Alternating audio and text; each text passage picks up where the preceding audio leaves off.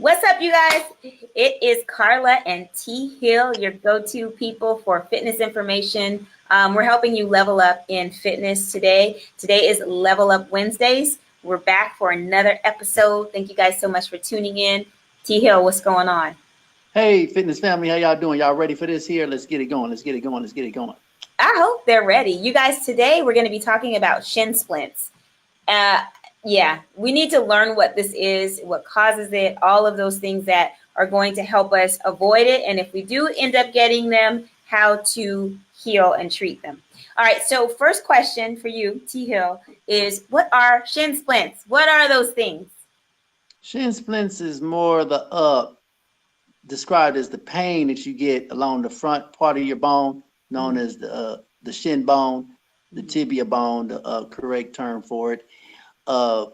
It's just the inflammation and tear of the micro tissues that connect the bone to the tissue. You know what I'm saying? The connective tissues, the tendons between your ankle and your knee. Mm-hmm. And it's a serious. It can be as tender as just touching it can cause pain. To obviously, if you're putting any kind of pressure upon your leg, causes pain. Being unflexible. Trying to stretch can cause the pain. You know what I'm saying? Obviously, you're not going to stretch your shin bone, but just stretching any part of your leg, and you might still feel the pain. And that's when it's getting really dangerous. It's really getting bad when it gets that far.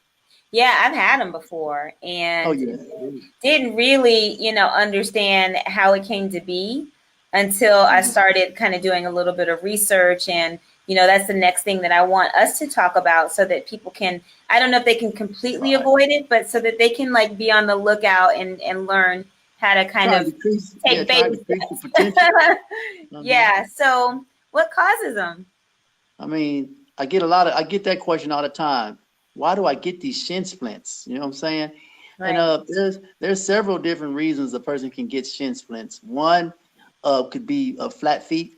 When your arc collapses in your foot, you know what I'm saying? So that causes that pain to shoot up.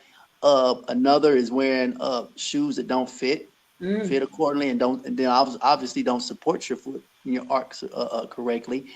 Running on uneven grounds, or even concrete. Mm-hmm. You know what I'm saying? Grounds that don't absorb your run, whenever you land. And it's just a hard hit that can shoot that there and cause them shin splints. Running downhill can do that there as well. Yeah. Stopping and going a lot. Yeah. You know what I'm saying? All these are like several different things that can cause shin splints.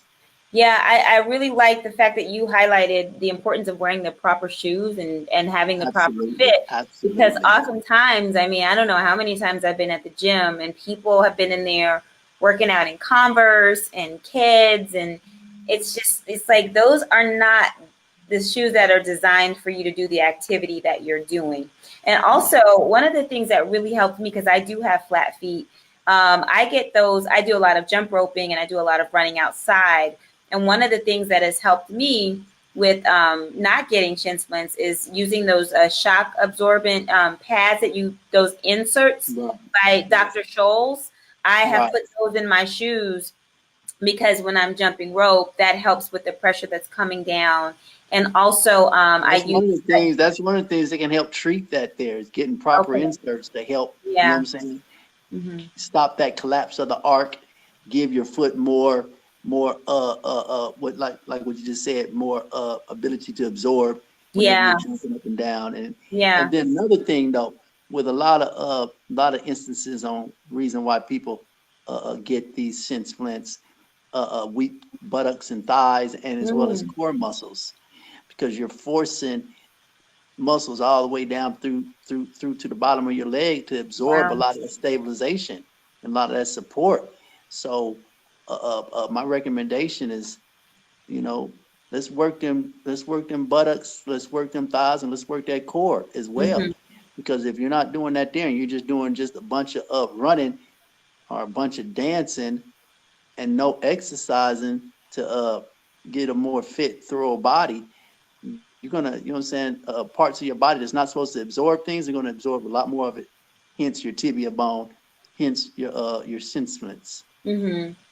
Does doing too much, so say for example you are training for a half marathon, right? 13.1 miles, and your first few runs, you know, maybe they're like 6 miles, and then one day you just go out there and decide to run 10 miles, right? So I'm thinking that that may have a little bit something to do with it, a little bit, because you've maybe overexerted, done too much too fast. Does that have something to do with it as well? Absolutely. Any kind of shock in training, like if you're used to, your body's used to doing a certain thing, Yeah. simply like just doing 4, 5, 6 miles, then you go out there try and run double 10 or 12 miles. Yeah, that could cause it. Any kind of extreme training, especially from low intense to high intense, can help increase the chances of you getting shin splints. So when you change, you want to gradually try and change, gradually try and build up, so that your body can be able to absorb that buildup. It absorbs it a lot easier than just hitting it real hard. You don't want to do that there. Yeah. I mean, and you also don't want to be turned off from fitness. So if you're thinking about something that you want to incorporate and keep, like maintain for the rest of your life, biting off more than you can chew and getting an injury is one of the fastest ways to get you to say, you know what, forget it. You know, and the older you get, I mean, you and I are, you know, we're middle-aged. So the older you get, your body doesn't heal the way that it used to. So I think preventing injury as much as possible is that's key, right? Yes, ma'am. So can we end this, you know, by talking about ways that people can treat shin splints if they do happen to get them? Well, you know what I'm saying? They're pretty self-treatable. First of all, you want to think about, you know, trying to stretch, light massage, rest. Rest is key.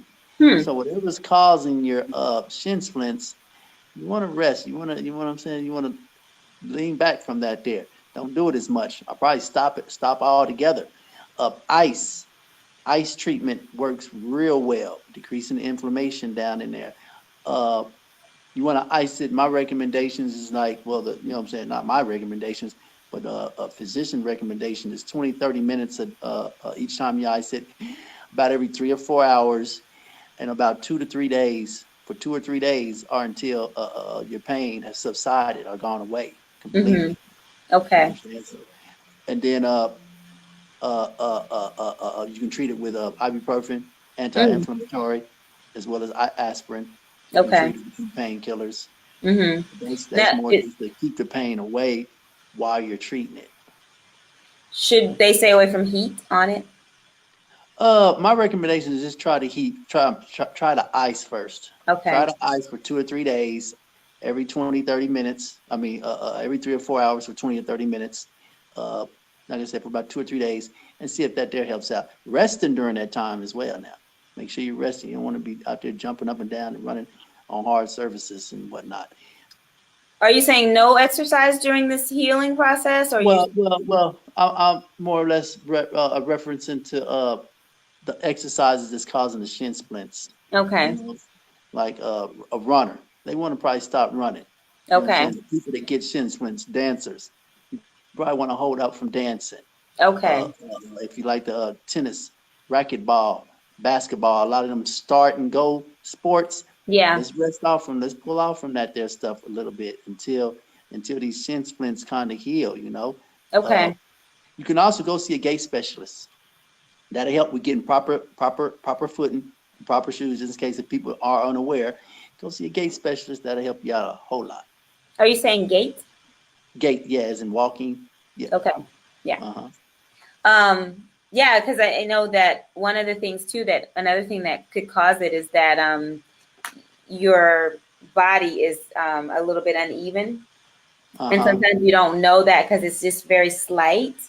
So I think going to see a specialist is really important. And, you know, a lot of these stores now, they have the walking, like where you can walk and put on the shoes and they can see how you're standing and which shoes are going to fit you. Yeah, absolutely. Yeah, I mean, tremendously. You're going to pay for it. You know what I'm saying? But hey, you know what I'm saying? If you're gonna feel a lot better, you know what I'm saying? It probably not a, you know what I'm saying? It's probably not too much. It's not too much to have a better quality of life. Yeah, you definitely have to make investments in places and things that are going to help you with your quality of life and help you to be able to sustain the lifestyle that you are saying that you want. Yeah. But first try the self-treatable things, you know what I'm saying? Sure. Try the ice, try the rest, the light massages, try that there. The anti-inflammatory pills, try that there first. And if you're still seeing a consistent pain that you're having, well then step up one, see a gait specialist as well as your primary care physician. Sure. It's been great. This is some good information. Thank you so much for that. Why don't you tell everybody where they can find you? Hey, you guys can find me on YouTube at T Hill Next Level Fitness, Facebook Thomas Hill, and or my Instagram page at Mr. Next Level Fitness. You can find plenty of helpful workout videos. And as you all might or might not know, I am one-legged amputee trainer. So I also have a whole lot of motivation and inspirational videos on there, as well as ways to be able to help get fit when you are amputee or when you are dealing with any kind of disabled handicap. And I can tell you for sure you will be inspired. So definitely follow T Hill. If you are interested in following me, which I hope you are, I can be found here on YouTube, the Carla Palmer Show. That's how you find me there or here. And then if you want to find me on Facebook, I do other topics too on Facebook. That is the Carla Palmer Show as well over on Facebook. So that's www.thecarlapalmershow.com. And then if you want to follow me or, friend me or whatever you want to call it on Instagram, I'd love to have you over there. I do a lot of fun Instagram stories. That's where I have my most fun. That's where you get a lot of my personality. And I can be found there as GYSB Movement. GYSB stands for Get Your Sexy Back. So I'm Miss GYSB. So GYSB Movement. GYSB Movement over there. So hopefully you guys will keep tuning in and we'll keep bringing you the knowledge that we have. And hopefully you'll be inspired to make the right changes. All right, T Hill, I'll see you later. All right, deuces, fitness family. Bye-bye.